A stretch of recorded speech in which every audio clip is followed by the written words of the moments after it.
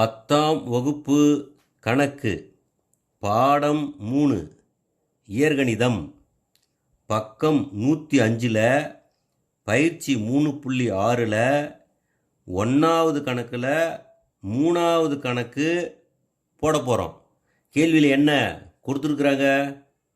கூட்டுக எக்ஸின் அடுக்கு 3 by x minus y plus ஒயின் அடுக்கு 3 பை ஒய் மைனஸ் எக்ஸ். இதை கூட்டணும். இந்த கணக்கை கூட்டணும்னா பகுதிகள் சமமாக இருக்க வேண்டும். பகுதிகள் சமமாக இருந்தால் தான் இதை ஈஸியாக கூட்ட முடியும். அப்போ என்ன செய்யணும்? பகுதியை சமமாக மாற்றணும். இந்த இடத்துல எக்ஸ் மைனஸ் ஒய் இருக்குது, இந்த இடத்துல ஒய் மைனஸ் எக்ஸ் இருக்குது.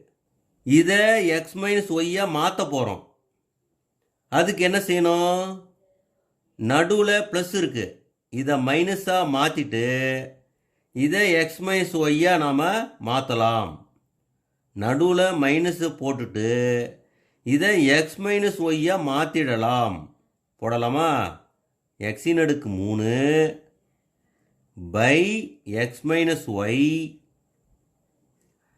நடுவில் மைனஸ் போட்டு ஒய்யின் அடுக்கு 3 பை இதை எக்ஸ் மைனஸ் ஒய்யாக மாற்றிடலாம். X minus y. இப்போ பாருங்கள், பகுதிகள் சமமாக மாறிவிட்டது. இப்போ என்ன செய்யணும்? இதை சுருக்கணும். பகுதிகள் சமமாக இருந்தால் 2 பகுதிக்கே ஒரு பகுதியாக எழுதலாம். X minus y.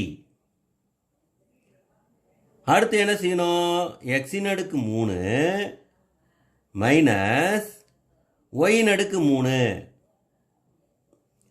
அடுத்து இதை சுருக்கணும். தொகுதியில் பாருங்க, எக்ஸின் அடுக்கு 3 மைனஸ் ஒயின் அடுக்கு 3. இது ஒரு ஃபார்முலா. எந்த ஃபார்முலா? ஏயின் அடுக்கு 3 மைனஸ் பியின் அடுக்கு 3. இதனுடைய விரிவாக்கம் என்ன? A minus B A square plus A B plus B square. இதான் இந்த ஃபார்முலாவினுடைய விரிவாக்கம். இதே போல தான் இங்கே இருக்குது. இந்த இடத்துல எக்ஸு ஒய்ன்னு வந்திருக்கு. அதே போல் இந்த ஃபார்முலாவை விரிவாக்கணும். இப்போ எக்ஸு மைனஸ் ஒய்ன்னு வரும். அடுத்து என்ன வரும்? X square plus x y plus y square அப்படின்னு வரும். By x minus y. இந்த ஃபார்முலா எப்படி இருக்குதோ அதே போல் இந்த கணக்கை விரிவாக்கணும்.